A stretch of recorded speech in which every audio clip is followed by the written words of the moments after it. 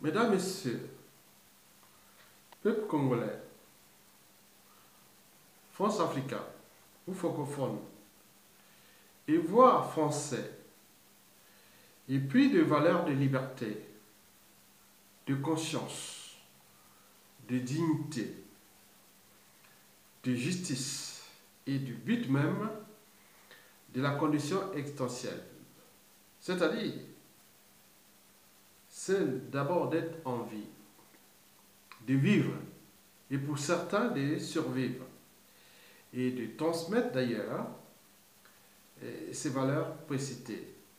Et n'oublions pas les problématiques et enjeux écologiques universels, et ceux qui sont au centre du monde actuel et de demain.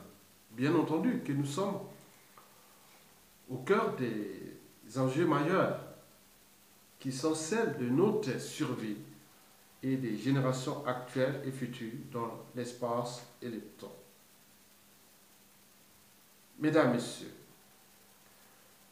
peuple congolais, France-africain ou francophone, et d'ailleurs français, ce message est à vous. Et je me pose la question de savoir, d'abord, pourquoi les chiens aboient-ils si souvent, et naturellement d'ailleurs? Donc, si les chiens aboient régulièrement et naturellement possible, parce que d'abord, je dirais que bon, peut-être qu'ils ont été placés là pour alerter l'humain. On appelle ça des animaux domestiques. Domestiques, oui, nous connaissons nos animaux domestiques. Le chien aboie toujours. Mais pourquoi le chien aboie toujours? S'agit-il toujours naturellement de lancer des messages d'alerte? Eh bien oui, certains ont dit même le chien aboie, la caravane passe. Eh bien oui, le chien aboie, la caravane passe. Tout un vaste programme de philosophie. Mesdames, Messieurs, le chien aboie, la caravane passe.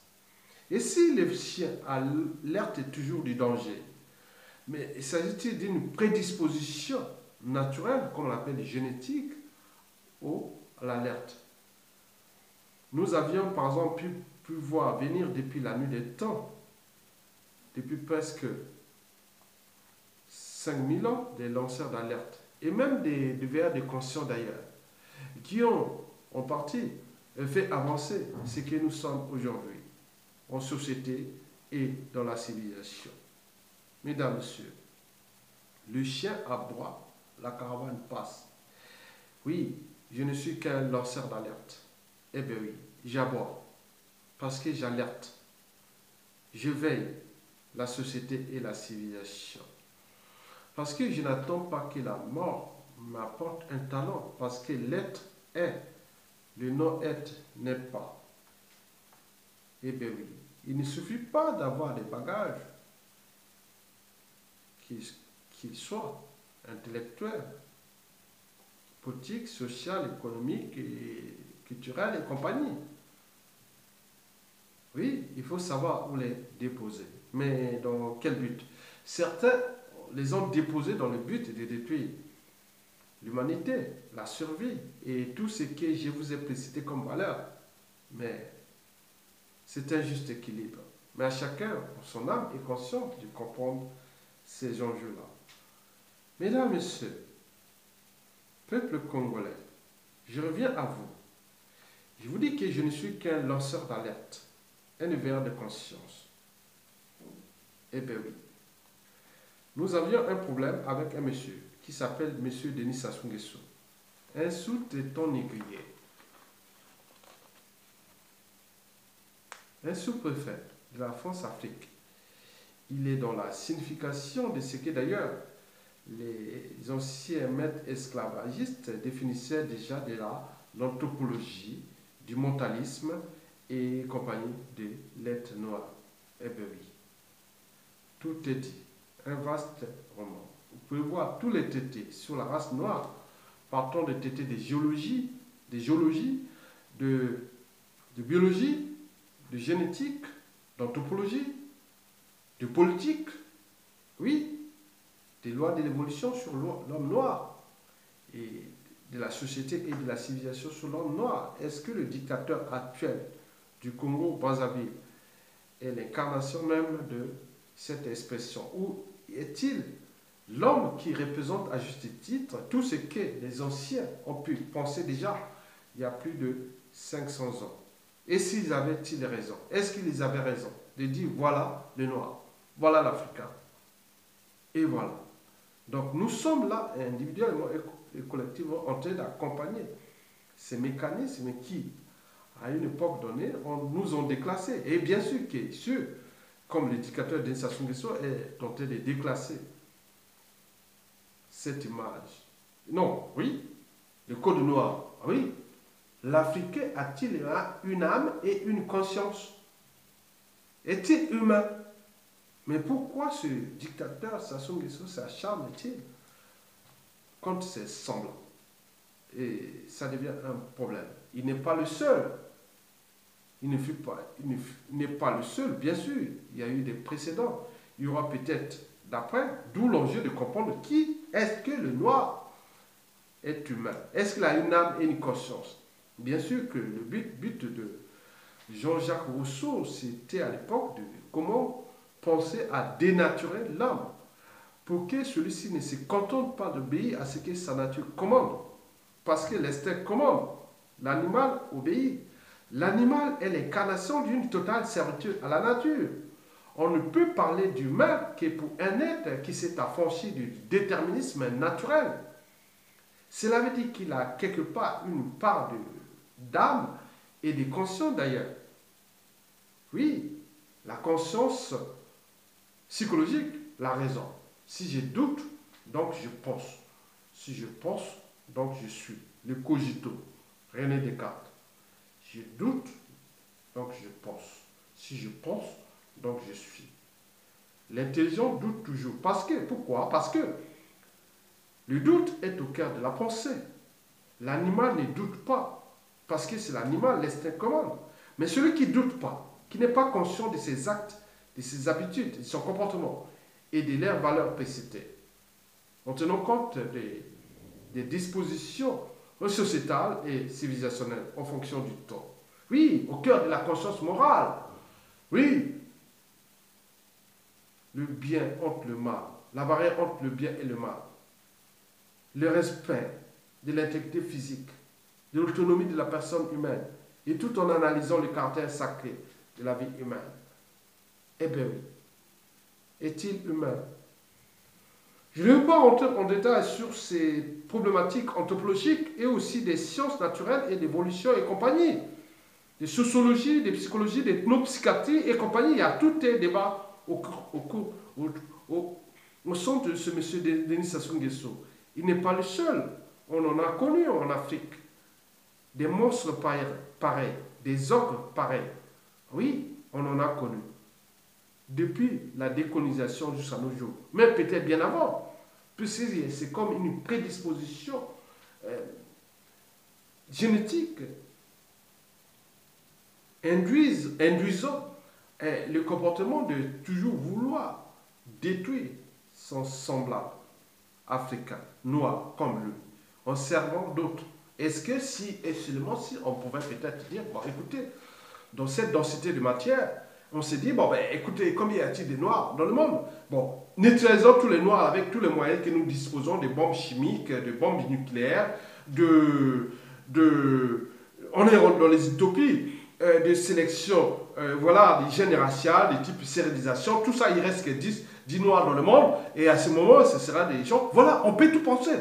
Mais pourquoi on ne pense pas? Pourquoi rester toujours? Pourquoi laisser toujours ces individus au pouvoir qui sont là que pour déclasser l'humain?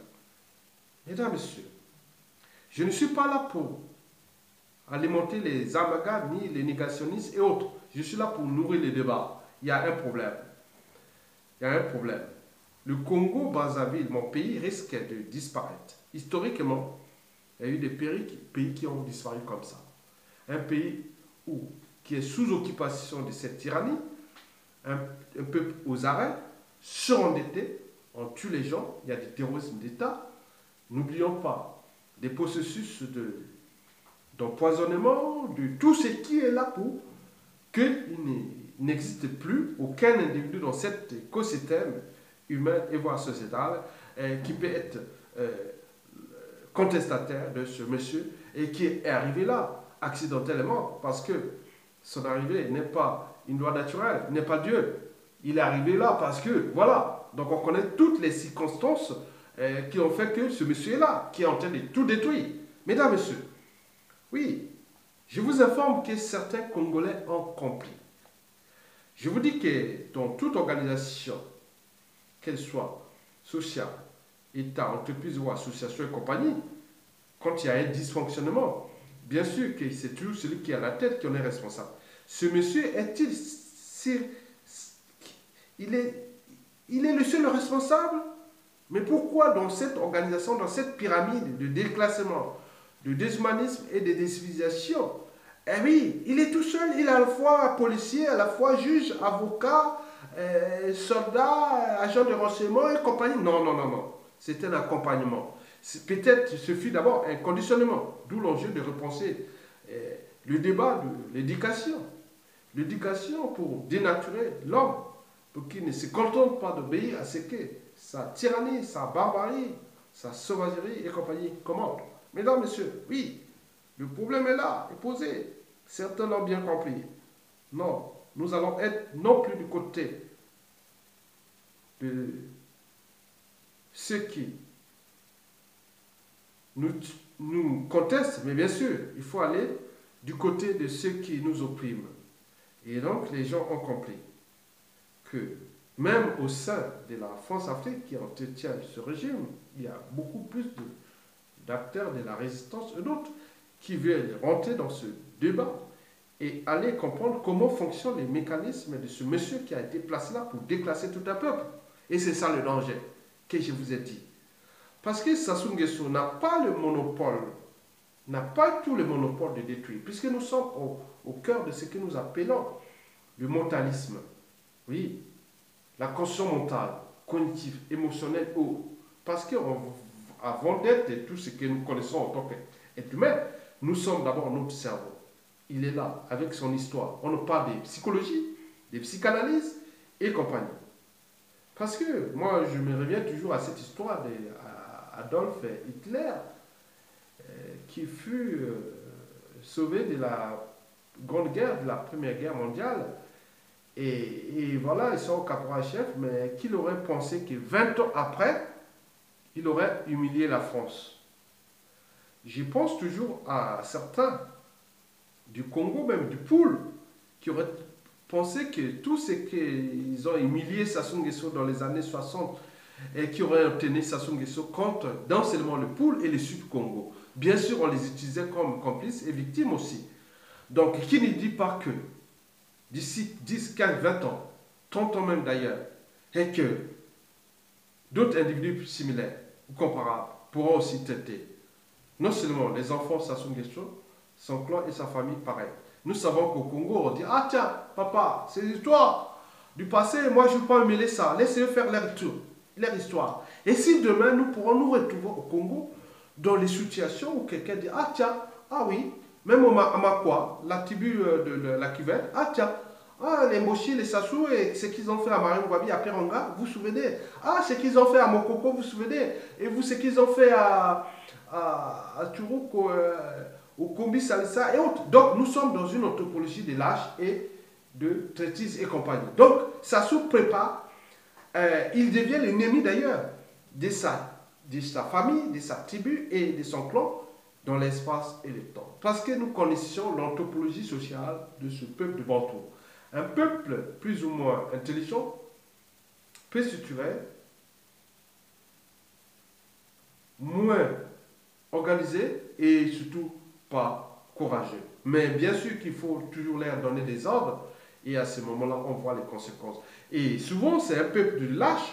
Oui, c'est un peuple plus violent, mais souvent passif. Mais en réalité, c'est un des volcans dormants. Il suffit de leur donner des ordres. Par exemple, le cas de Sassou Nguesso, qui fait aujourd'hui dans le pool, qui a créé un bazar dans le pool, avec cette épuration ethnique et compagnie. Mais qui ne dit pas que demain, d'ici peu de temps, et dans l'espace et le temps, nous aurons dans cet espace de l'unité nationale, et qu'il y aura beaucoup de complices d'abord dans la région de Lac-Vert, qui peut-être demain pourra se séparer en trois régions. La région Boshi, la région Kouyou et la région de l'Équateur dans les Marois. Donc, nous, dans le cas du fédéralisme, nous pourrons nous retrouver dans cette situation qui est visible. La Kivette centrale est divisée en trois régions. La région de l'Équateur Makwa, la région de Kouyou, Ouando, et la région de Boshi. Et d'autres régions qui seront bon, bref.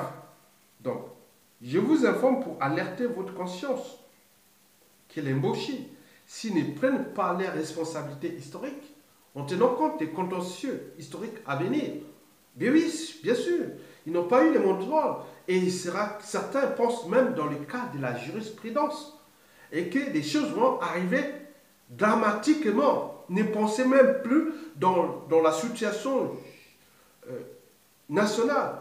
Et tout se dirige vers les courants de pensée et aussi vers les courants de victimes et autres. Ils sont du nord au sud et de l'est à l'ouest. Et donc cela va créer une situation que nous pouvons voir d'abord temporaire et aussi durable, parce qu'il s'agira bien sûr de mettre ensemble des institutions nouvelles, étant donné aussi des programmes de sélection, des sélections politiques et compagnie. Je ne vous ai pas dit tous les cahiers de charges. Donc, les Mboshi, les Sassou, aujourd'hui, ils ont foutu les bazars au Congo. Je ne veux pas dire, je suis qu'un lanceur d'alerte. Les informations concordent, arrivent de tous les zones, que ce soit du nord au sud, de l'est à l'ouest. Il dit, les jours où Sassou tombe, nous allons traiter les Sassou, les Nguesso, le clan là, de manière aussi, comme nous ont traité. Je vous ai toujours dit que 97% de la population a envie de découdre avec, d'abord, ce clan, sa tribu et autres. Mais ils n'ont pas pris des mesures préventives ou anticipatives, sachant que en Afrique, souvent la responsabilité est souvent collective. Oui, par association. Les Mboshi, oui, les Mboshi. Mais qui va traiter les Mboshi? Donc, j'ai été quand même surpris de voir que malgré tout le drame que le dictateur Sassou Nguesso a déjà commis depuis 1997 à nos jours, n'oublions pas son passif antérieur et qui est toujours d'actualité et qui n'a jamais été résolu. Nous parlons du principe de réalité. Ce qui s'est passé déjà depuis 1997 à nos jours. N'oublions pas les 2 dernières années, ce qui s'est passé de 2016 à nos jours. Le général Jean-Marie Michel Moukoko, issu de la région même du dictateur, arrive là pour se présenter au présidentiel le 9 février 2016 à l'aéroport international de Brazzaville, le soir, et sa voiture caillassée, et son chauffeur et tout ça avec du sang partout. Il aurait voulu perdre, il est passé de perdre sa vie, et toute la suite que nous connaissions. Et alors là, j'ai lancé un message d'alerte, et ça, pour eux, ah tiens, Ayatonga, celui qui demandait au Makwa, au Kouyou et compagnie de tous les noms de s'en prendre en Mboshi. Mais Sassou Nguesso, depuis 2016, à ce jour-là, combien y a-t-il de victimes? Est-ce qu'Ayatonga a tué des humains depuis ce moment-là? Ah non. Donc les lanceurs d'alerte ont ce rôle-là. C'est pour éveiller votre conscience. Parce que celui qui n'a pas de conscience, c'est comme un ordinateur sans programme. Vous imaginez les désagréments occasionnels. Une ampoule sans électricité. Et vous voyez les désagréments occasionnels. C'est comme un bateau sans pilote, sans commandant de bord, un avion sans pilote et compagnie. Vous pouvez tout imaginer. Et voilà. Donc les réseaux Mboshi sont venus vous prendre les réseaux médias, réseaux sociaux. Voilà Ayatonga. Mais en même temps, nous pouvons faire la comptabilité déjà, au niveau déjà de la perte humaine sur différentes échelles, et que votre résumé aussi en train de faire. Donc moi je ne suis qu'un lanceur d'alerte, et vous ne vous rendez pas compte Mais je sais que je ne suis pas seul, mais nous restons dans ces cadres-là. Mais donc, pour revenir au sujet, Tété, je dis qu'il y a des gens aujourd'hui qui ont compris qu'il faut aller du côté de la France. Et donc, il y a des gens qui travaillent pour ces raisons, au sein de, qu'ils soient du nord, au sud et de l'est, être au cœur de ces raisons. Toutes ces raisons. Le but est, au moment que ça change, ils vont certainement traiter des conditions. Laissez faire. Pour connaître l'ennemi, il faut tout justement être avec l'ennemi. L'ennemi du Congo aujourd'hui, selon ces gens, c'est tout justement les dictateurs et son clan, plus cette France-Afrique qui ne cesse de déclasser autre. Donc les gens sont en train de rentrer pour trouver un autre pion et arriver à une situation avec les dégâts occasionnés par ce monsieur et sa France-Afrique depuis là. Déjà pour ces 21 dernières années. Donc vous imaginez. Mokoko était l'homme de synthèse. Celui qui aurait pu traiter tout ce passé qui est d'abord géopolitique, mais aussi géostratégique entre la France et son ex-précaré. Et oui, voilà, on parle d'ex-précaré parce que la dynamique se dirige vers la sortie de ce pays vers la zone France-Afrique, trouver une situation temporaire ou passagère pour s'en sortir de là. Parce que si nous restions dans cette zone France-Afrique, il est sûr et certain que nous allons nous déclasser durablement. Étant donné que la décision n'est pas prise individuellement, elle est collégialement. Donc, comme il y a des têtes de l'Afrique de l'Ouest, l'Afrique centrale, et d'autres pensent comme ça. Mais nous, on est dans le son d'un processus de pensée. Comme l'avait déjà dit Albert Einstein, pour inventer les présents et les futurs, oui, bien sûr qu'on est au tête de la pensée. Donc, il faut tout justement repenser nos modes de pensée. C'est-à-dire au niveau des mentalités, habitudes et comportements. Trouver les justes équilibres et autres. Je suis toujours au cœur de là parce que, quelles que soient les problématiques précitées, mes émotions autres, je reste toujours au cœur de la conscience. Ma conscience toujours au-dessus de l'appartenance. Qu'elle soit raciale, ethnique, politique, économique, état d'un pays ou autre, non. Il faut toujours dire, ah tiens, il y a des choses qui ne marchent pas, même au sein de cette communauté congolaise. Toutes les communautés congolaises, ça ne marche pas. Et françaises, il y a des choses qui n'ont pas marché. Donc, comment trouver les justes équilibres pour avancer? Pour revenir au Mboshi, oui, les Mboshi vont subir durablement l'après Sassou Nguesso. Et c'est ce qui se dessine. S'ils font le camp, c'est tant pis pour eux. Parce qu'il y a des programmes qui sont déjà là. Moi, je suis qu'un lanceur d'alerte parce que je suis au cœur de ces enjeux-là aussi, quelque part. Mais si vous ne pensez pas ça, le plus dur va arriver à vous au niveau déjà de ces programmes que certains pensent déjà pour faire une jurisprudence parce que s'ils ont bombardé le pôle et abusément en créant tout ce qu'ils ont fait, mais pourquoi pas cette zone qui fut identifiée comme globale et aujourd'hui clairement segmentée, qu'on sait que c'est les Mboshi, ils sont identifiés. Il y a tout officier militaire et compagnie qui savent, demain, ça n'est plus là, n'est pas éternel, il va partir de toute façon, puisqu'il a désormais des embrouilles avec 99% de la population. Il reste que c'est quelques partisans autres, mais c'est un processus. D'où l'enjeu de penser comment nous allons vivre ensemble. Tous ces bouleversements en cours à venir avec d'abord des impacts immédiats, parce que je voulais te dire que dans 97% des cas, la chute d'indicateurs apporte tous les chaos, parce qu'il est arrivé même en France, ailleurs, partout dans le monde.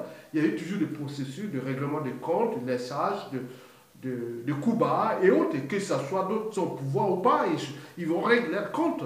Parce qu'en Afrique, avant d'arriver à parler déjà de droits et ces devoirs de l'humanité, il y a toujours cette nature qui est là. Sinon, Sassou Nguesso ne s'acharnait-il pas à maintenir coûte que coûte Paulé Makaya en prison alors qu'il a déjà purgé sa peine illégalement organisée par Sassou Nguesso. N'oublions pas que Tourou, qui fut son allié, qui l'a aidé et durablement au pouvoir en 97, à Pointe-Noire, qui fut assassiné dans les conditions qu'on ne connaît même pas où se trouve son corps, au commissariat d'ailleurs. On peut prendre d'autres cas, il y en a plein. Donc, vous comprenez ça que ne prenez pas ça à la légère.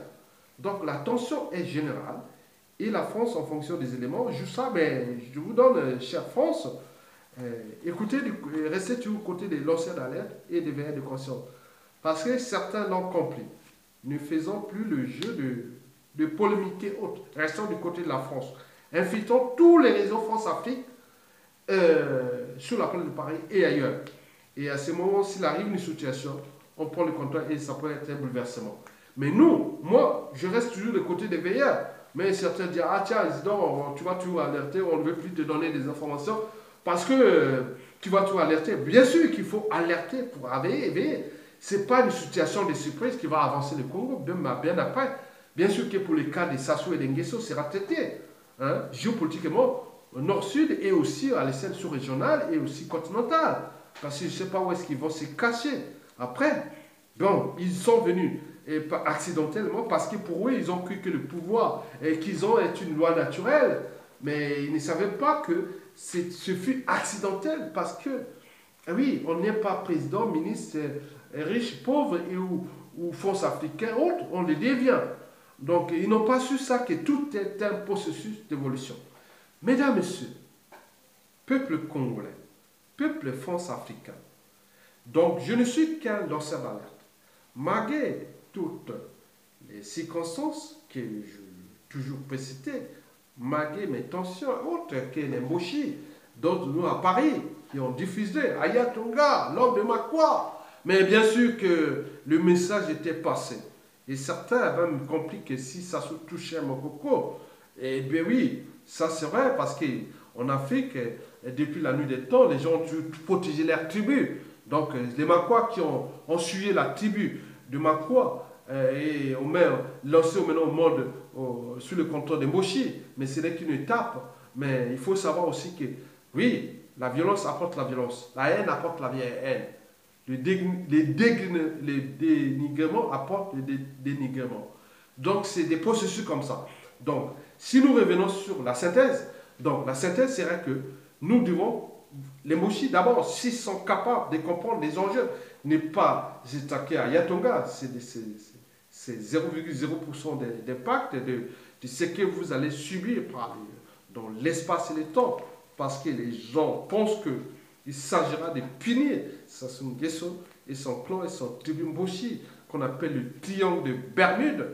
Oui, même on en voit même le carré, d'autres les rectangles et même l'hexagone de Bermude, parce qu'il touche l'aéroport privé de Lombo, Yo, Bouya, Chikapika et compagnie tout autour. Donc il faut comprendre que vous avez tout ce temps de détruire les autres, mais le pays est toujours là et les générations sont là. Et demain, ceux qui vont vous détruire ne vont même pas en parler. Et c'est moi qui vous alerte pour que vous preniez votre conscience de comprendre que la géopolitique nord-sud est terminée. Parce qu'avec le cas que je vous ai précité, tout ce qui s'est passé depuis 2016 à nos jours, il y a des gens qui ont envie d'en découdre. Et le Sud, vous connaissez déjà qu'il y a 99%. Et contre votre régime, ne vous fiez pas des dignitaires, des complices du régime. Ça, ils seront balayés au moment de la volonté générale.